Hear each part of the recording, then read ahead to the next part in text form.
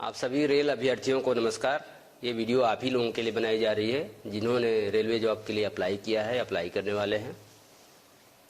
पिछले वर्ष रेलवे ने बहुत भारी संख्या में 1,54,000 यूथ को एम्प्लॉय किया है दिसंबर 2023 तक, और जिन्हें पदस्थापित कर दिया गया है या आवश्यकता अनुसार उन्हें ट्रेनिंग पे भेज दिया गया है।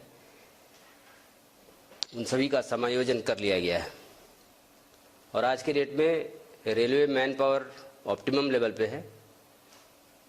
लेकिन ऐसी बात नहीं है कि और आवश्यकता नहीं है। जिस तरह से रेल का रैपिड ग्रोथ हो रहा है, जिस तरह से क्वांटम ग्रोथ हुआ है, जिस तरह से एक्सपेंशन हो रहा है, और चूंकि एक ये स्टाफ सेंट्रिक ऑर्गेनाइजेशन है तो इसमें स्टाफ की ज़रूरत होती है और हर वर्ष उसी पैमाने पे लोग रिटायर भी करते हैं। इसलिए हर वर्ष हर कैटेगरी में, खासतौर से सेफ्टी कैटेगरी में, तो उसमें तो हम वैकेंसी अफोर्ड ही नहीं कर सकते, तो उनको भरना ही होता है। अभी सभी अभ्यर्थियों के हित में यह निर्णय लिया गया है कि अब कैलेंडर बना के हर साल वैकेंसीज को हम नोटिफाई करेंगे। हर वर्ष नियुक्ति की प्रक्रिया जारी रखेंगे बिना गैप के। जैसी जैसी वैकेंसी होगी, depending on vacancies and requirement of course, तो इसके हिसाब से हम रिक्रूटमेंट करेंगे। ऐसे ही अभी जनवरी के महीने में एएलपी का नोटिफिकेशन हुआ जिसमें 5,696 वैकेंसीज के लिए नोटिफिकेशन निकला है।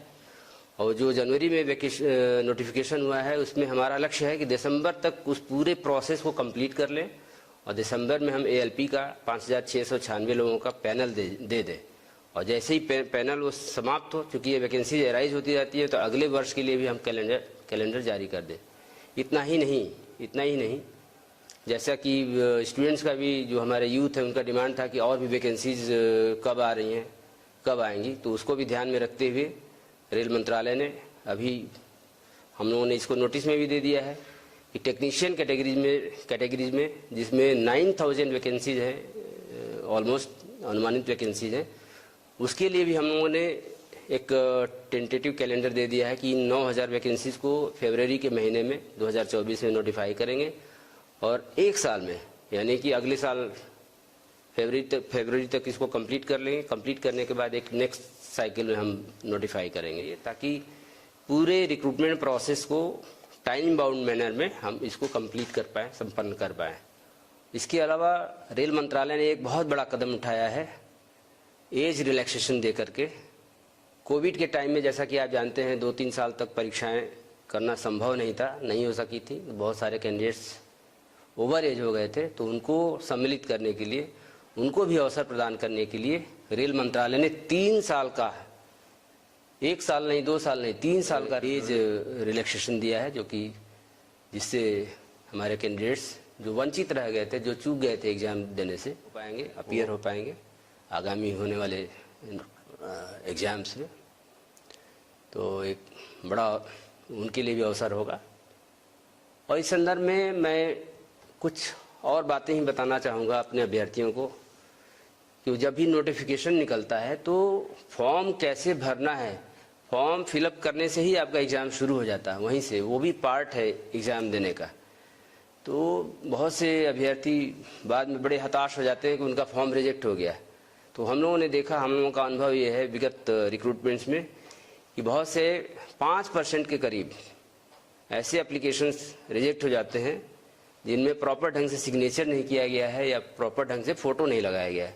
बहुत से कैंडिडेट्स होते हैं जिनका और जो भी क्राइटेरिया है उसको फुलफिल करते हैं, उसमें उनका सर्टिफिकेट भी ठीक है, जो भी एज के लिए जो भी सर्टिफिकेट चाहिए वो सब ठीक है, लेकिन उन्होंने प्रॉपर ढंग से सिग्नेचर नहीं किया है या प्रॉपर फ़ोटो नहीं लगाया है। उसकी वजह से ये कंप्यूटराइज्ड वे में वेरिफिकेशन होता है, स्क्रूटनी होती है, तो रिजेक्ट हो जाता है। इसमें कोई ह्यूमन इंटरवेंशन नहीं होता है।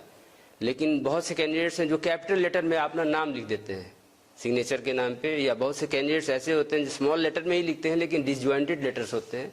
तो ऐसे सिग्नेचर एक्सेप्टेबल नहीं है, क्योंकि सिग्नेचर करना है जो इंस्ट्रक्शन है उसके हिसाब से रनिंग राइटिंग में करना है। ऐसे ही फोटोग्राफ्स, बहुत सारे फोटोग्राफ्स होते हैं जिनका रिजोल्यूशन सही नहीं होता है। रिजोल्यूशन सही होना चाहिए, ख़राब रिजोल्यूशन होने पे, स्पष्ट नहीं होने पे वो रिजेक्ट हो जाएंगे। ऐसे बहुत से कैंडिडेट्स होते हैं जो फुल बॉडी का अपना फोटोग्राफ दे देते हैं, या बहुत से ऐसे कैंडिडेट होते हैं, अभ्यर्थी होते हैं जो सेल्फी दे देते हैं, और ऐसे भी कैंडिडेट्स होते हैं जो ग्रुप में फोटोग्राफ्स दे देते हैं। वेरीफाई करना बड़ा मुश्किल होता है, और जैसा कि आप जानते हैं आइडेंटिटी और जेन्युइनिटी सबसे इम्पोर्टेंट पार्ट है किसी भी रिक्रूटमेंट प्रोसेस का।